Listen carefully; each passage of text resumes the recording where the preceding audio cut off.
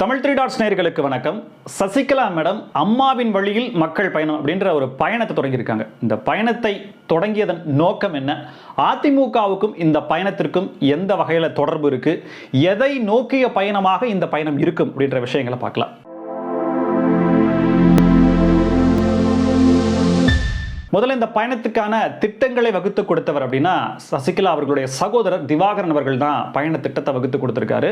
4 சட்டமன்ற தொகுதிகள் உள்ளடக்கிய சில பகுதிகளில் அவங்க கிட்டத்தட்ட ஒரு பிரச்சாரம் செய்வது போல ஒரு வடிவமைப்பு இருக்கு. டெம்போ டிராவலர்ல மேடம் ஜெயலலிதா மாதிரி அவங்க டெம்போ டிராவலர் லைட் போட்டு மைக் வச்சுட்டு இருக்காங்க.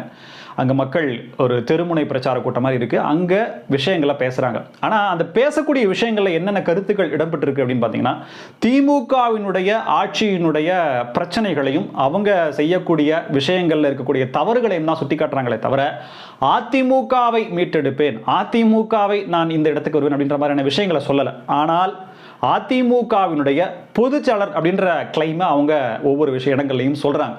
போஸ்டர்கள் ஒட்டும் போதும் சரி, மற்ற விஷயங்களையும் சரி, அந்த விஷயங்கள்லாம் இருக்கு. இதை தாண்டி அதிமுகவினுடைய கொடி கட்டிய வாகனத்தில் தான் அவங்க போறாங்க. இதை அதிமுக தலைமை கண்டுகொள்ளாமல் இருப்பது ஏன் அப்படின்ற கேள்வி எழுது. அதிமுகவினுடைய கொடியை ஒரு 30 அடி 40 அடி 50 அடியில் இருக்கு கொடி கம்பத்தை இவங்க திறந்து வைக்கிறாங்க. அதிமுக கொடி கம்பத்தை இவங்க எப்படி திறந்து வைக்கலாம் அப்படின்ற கேள்விக்கு அதிமுகவினுடைய இப்போதைய தலைமை என்ன பதில் சொல்ல போகுது அப்படிங்கிறதையும் தாண்டி, அதிமுகவினுடைய இடத்துக்கு வந்து 2026 ஒன்றிணைந்து நம்ம வெற்றி பெறுவோம் அப்படின்ற ஒரு பார்வை முன்வைக்கிறாங்க. இந்த இடத்துல 3வது முறையாக அதிமுகவினுடைய தலைமைக்கு வருவதற்கான முயற்சிகளில் சசிகலா மேடம் இறங்குகிறார்கள் அப்படின்ற பார்வையை நான் முன்வைக்கிறேன். ஏன் அப்படின்னா, முதல் முறை அவங்க எப்போ வச்சாங்க அப்படின்னா, சொத்து குவிப்பு வழக்கில் பெங்களூரு பரப்பனக பிரகார சிறையில் அவங்க இருந்துட்டு சிறை தண்டனை முடிஞ்ச பிறகு தேவனஹள்ளி அப்படின்ற அந்த ஹாஸ்பிட்டல், ஏன்னா கொரோனா தொற்று வந்துடுது, அந்த இவங்க வந்து சிறையிலிருந்து வெளிவரும் காலத்தில் இவங்களுக்கு கொரோனா தொற்று ஏற்படுறதுனால தேவனஹள்ளியில் ஹாஸ்பிட்டல் இவங்க அட்மிட் ஆகிறாங்க. அங்கே ஒரு 10 நாள் இருந்துட்டு அங்கே இருந்து தமிழ்நாடு வர்றாங்க. இந்த தமிழ்நாடு வர்றது அப்படிங்கிறது வந்து கிட்டத்தட்ட ஒரு விழாவாகவே எடுக்கப்பட்டது. ஒரு 380 கிலோமீட்டர் இருக்கக்கூடிய தூரத்தை கிட்டத்தட்ட 20 மணி நேரத்திற்கு மேலே அவங்க கடந்தாங்க. பல இடங்களில் வரவேற்பு, மாலை, கிரேனில் மாலை போட்டது, கூட்டம் அப்படிங்கிற பயங்கரமா இருந்தது. ஃபர்ஸ்ட் இவங்க வந்து ஜெயலலிதாவினுடைய நினைவிடத்திற்கு, மெரினா பீச்ல அப்போது இருந்த நினைவிடத்துக்கு போகிறதுக்கு இவங்க போவாங்க அப்படின்ற எண்ணம் இருந்ததுனால அப்போதைய முதலமைச்சர் அவர்களால் அந்த இடம் புதுப்பிக்கும்படி நடைபெறுகிறதுனால அந்த மெரினா நினைவிடத்தையே மூடி வச்சிருந்தாங்க. 2வது அதிமுகவினுடைய தலைமையகத்துக்கு வந்து அங்க இருக்கக்கூடிய எம்ஜிஆர் மற்றும் ஜெயலலிதா சிலைகளுக்கு மாலை அணிவிப்பார் அப்படின்ற மாதிரியான ஒரு பார்வை முன்வைக்கப்படுது. ஆனால் அவங்க அங்கேயும் போகல, நேராக ராமாபுரம் தோட்டத்துக்கு போனாங்க. எம்ஜிஆர் அவர்கள் வாழ்ந்த இல்லம், அங்கே போயிட்டு அங்கே இருக்கக்கூடிய எம்ஜிஆர் சிலைக்கு மாலை அணிவிச்சுட்டு அங்கே ஒரு 10 நிமிஷம் உட்காந்துட்டு அதுக்கப்புறம் இவங்க போயிட்டாங்க. இது அவர்களுடைய முதல் முயற்சியாக பார்க்கப்படுது. அதுக்கு பிறகு சில நாட்கள் கழித்து தான் இது எல்லாமே அமமுகவினரால் செட்டப் செய்யப்பட்ட வரவேற்பு. பணம் இவங்க செலவு பண்ணி பூக்கள் வாங்குறது, ஆளுகளை கூப்பிடுறது, அங்கங்க இருக்கிறது, புரட்சி தாய் சின்னம்மா வாழ்கன்னு சொல்லி சொல்றதுன்ற மாதிரியான கோஷங்கள் எழுப்புறது எல்லாமே அமமுக தொண்டர்களால், தினகரன் அவர்களால் ஏற்பாடு செய்யப்பட்ட கூட்டம் அப்படின்ற உண்மை விஷயம் அதன் பிறகுதான் வெளிவந்தது. இது முதல் முயற்சி. 2021 பிப்ரவரியில இந்த சம்பவம் நடக்குது. அதே 2021 மேல பிப்ரவரி, மார்ச், ஏப்ரல், மே அப்போ வந்து கொரோனா கோவிட்னுடைய பாதிப்புகள் இருக்கிறதுனால அப்போ சசிகலா அவர்கள் பேசின ஒரு ஆடியோ ஒன்று வைரல் ஆகுது. அதிமுக தொண்டர்களிடையே அது பரவலாக பகிரப்படுது. அதில் அவங்க பேசினது என்ன அப்படின்னா, கொரோனா பரவிக்கிட்டு இருக்கு, எல்லோரும் பத்திரமா இருங்க, எங்களால் கஷ்டப்பட்டு வளர்க்கப்பட்ட கட்சி வீணாவது கஷ்டமாக இருக்கு, விரைவில் வந்து விடுவேன், கட்சியை சரி பண்ணிடலாம், தைரியமா இருங்க. இந்த வாசகங்கள் அடங்கிய ஒரு ஆடியோ ஒன்று அதிமுக வட்டாரங்களில் வந்தது. ஸோ இவங்க மறுபடியும் அதிமுகவினுடைய ஹெட்டா கிளைம் பண்றாங்களா அப்படின்ற ஒரு முயற்சி எடுக்கிறாங்களான்ற பார்வை முன்னேற்படுது. இது 2வது முயற்சியாக பார்க்கப்படுது. 3வது முறையாக அம்மாவின் வழியில் மக்கள் பயணம் தென்காசியில் ஆரம்பிச்சிருக்காங்க. இந்த பயணத்தில் பார்த்தீங்கன்னா இதுலயும் கிட்டத்தட்ட செட்டப் விஷயங்கள் பலது இருக்கு அப்படின்ற சந்தேகம் இருக்கு.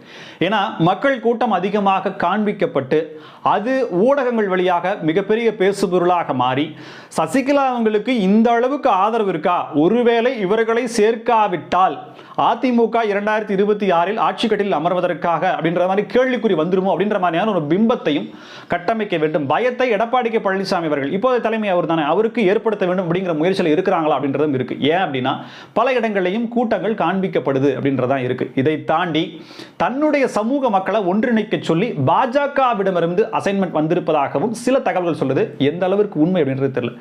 இப்போ பாஜக மறைமுகமாக அதிமுகவை எந்த அளவுக்கு பாடாப்படுத்து பாடாப்படுத்தணுமோ அந்த அளவுக்கு பாடாப்படுத்திக்கிட்டு இருக்கு அப்படின்ற மாதிரியான விஷயங்கள்லாம் நடந்துட்டு இருக்கு. எடப்பாடி கே பழனிசாமி அவர்கள் கூட்டணியில் இருந்தபோது அவருக்கு பிரச்சனை, ஓபிஎஸ் இருந்தபோது ஓபிஎஸ் வச்சு அதிமுகவுக்கு சில விஷயங்கள் சங்கோஜமான விஷயங்கள் நடந்தது. இப்போ என்னன்னா எதிராக நிற்கக்கூடிய ஓபிஎஸும் சரி சசிகலாவும் சரி தினகரன் கூட்டணியிலே இருக்கார், அமமுக கூட்டணியிலே இருக்கார். ஸோ இப்படி இருக்கும்போது இவங்களையெல்லாம் ஒன்றிணைத்து இப்போது இருக்கக்கூடிய அதிமுக தலைமையை மாற்றிவிட்டு அந்த இடத்திற்கோ அல்லது இந்த தலைமை வைத்து இவர்களும் உள்ளே வருவதற்கான வாய்ப்புகளையோ ஏற்படுத்துவதற்கான சூழலை கொண்டு வருவதற்கான முயற்சியாகத்தான் இது பார்க்கப்படுகிறது.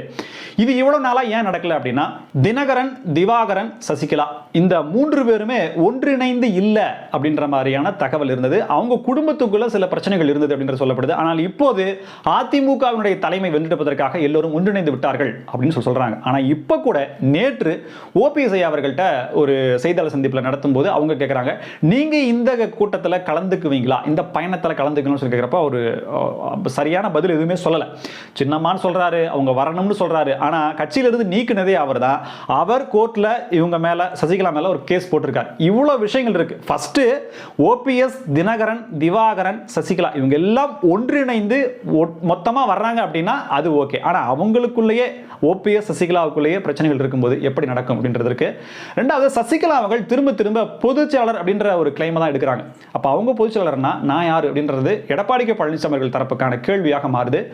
ஒருவேளை அவர் காம்ப்ரமைஸ் ஆகி வரும் பட்சத்தில் அதற்கான ஆஃபரா என்ன இருக்கும் அப்படின்றதும் அரசியல் விமர்சகர்களால் என்ன சொல்லப்படுது அப்படின்னா அதிமுக கூட்டணியுடைய முதலமைச்சர் வேட்பாளர் எடப்பாடி கே பழனிசாமி, கட்சியினுடைய அதிமுகவினுடைய பொதுச் செயலாளர் எடப்பாடி கே பழனிசாமி, இது ரெண்டுக்கும் ஓகே அப்படின்னா ஓபிஎஸ் சசிகலா அதிமுகவில் இணைப்பு அப்படிங்கறத பத்தி மற்ற விஷயங்கள் பேசலாம் அப்படின்ற மாதிரியான தகவல்களும் வந்துட்டு இருக்கு.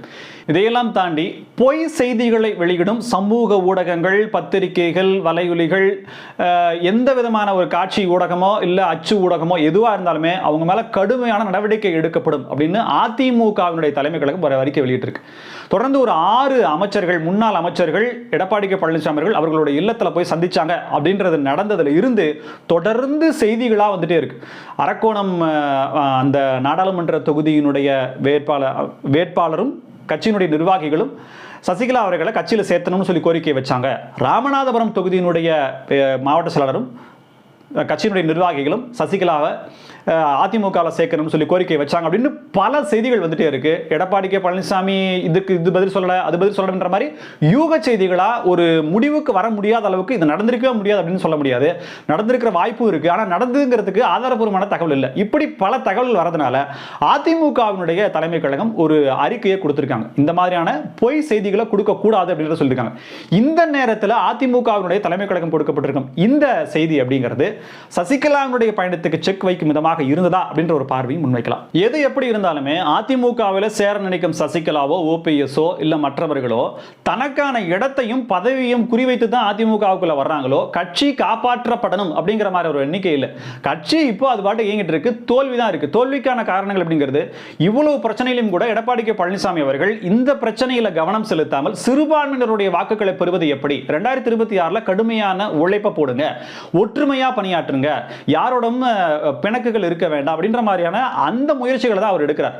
எல்லா விஷயங்கள்லையுமே எடப்பாடி கே பழனிசாமி அவர்கள் ஒரே மாதிரியாகத்தான் அவர் நடவடிக்கை இருந்திருக்கு. அதாவது 10 தோல்வி 11 தோல்விக்கு பிறகு கூட கட்சியிலிருந்து இவர் நீக்கம், இந்த தோல்விக்கு காரணமாக இவர் வெளியேற்றப்பட்டார் அப்படின்ற மாதிரி நடவடிக்கை அவர் எடுக்கவே இல்லை. இந்த 40 தொகுதிகளில் தோல்வி அப்படிங்கிறது மிகப்பெரிய விஷயம். ஆனால் அப்போது கூட இப்போதான் அவர் அந்த கூட்டம் அப்படிங்கிறத ஆரம்பிச்சிருக்கார். இதுலயும் சலசலப்புகள் ஏற்படுது. இந்த ஆப்ளிகேஷன்ஸ் அடுத்த தலைவர் சசிகலா பொதுச்செயலாளராக மீண்டும் வந்து விடுவார் அப்படின்ற விஷயங்கள் எல்லாம் வந்துட்டு இருக்கறனால அதிமுகவினுடைய செல்வாக்க பொதுவெளியில குறைச்சிட்டே இருக்கு. ஒரு நல்ல மதிப்புமிக்க தலைவர் அதிமுகவில் இல்லையா அப்படின்ற கேள்வியோடையே தான் அதிமுக பயணித்துக் கொண்டே இருக்கிறது. இதுக்கு எப்ப முடிவு கிடைக்குதோ அப்பதான் அதிமுகவினுடைய வெற்றி தொடங்கும் அப்படின்றது பார்க்கப்படுது. எது எப்படி இருந்தாலும் இந்த பயணத்தினால், சசிகலாவினுடைய பயணத்தினால் அதிமுகவுக்கு நிச்சயமா ஒரு விடிவு காலம் வரும். என்னன்னா இவங்க வெளியிலேயே இருந்து அம்மா வாங்க சின்னம்மா வாங்கன்னு சொல்லி போஸ்டர் அடிச்சு ஒட்டுறதும், எடப்பாடி கே பழனிசாமிக்கு அவர்களுக்கு ஒரு நெருடலா இருக்கிறதும், ஓபிஎஸ் அவர்கள் மறைமுகமா பல பேர்கிட்ட தொடர்பில் இருக்கிறதும் அப்படின்றதும் ஒரு மாதிரியான சலசலப்பாகவே இருக்கு. எல்லாத்துக்கும் ஒரு முடிவு வரணும். அவங்க தொடங்கிட்டாங்க. அதிமுகவுடைய தலைமைக்கு வர்றாங்களா இல்ல பாஜகவினுடைய வேறு வகையான ஏதாவது திட்டங்கள் இருக்குதா அப்படின்றது எல்லாமே அதிமுகவினுடைய ஒற்றை தலைமை யார் என்ற கேள்விக்கான பதிலை சொல்வதாகத்தான் இருக்கும். காணொளி பற்றிய தகவல்களையும் உங்களுடைய கருத்துக்களையும் கமெண்ட் பாக்ஸ்ல சொல்லுங்க. நன்றி நேயர்களே.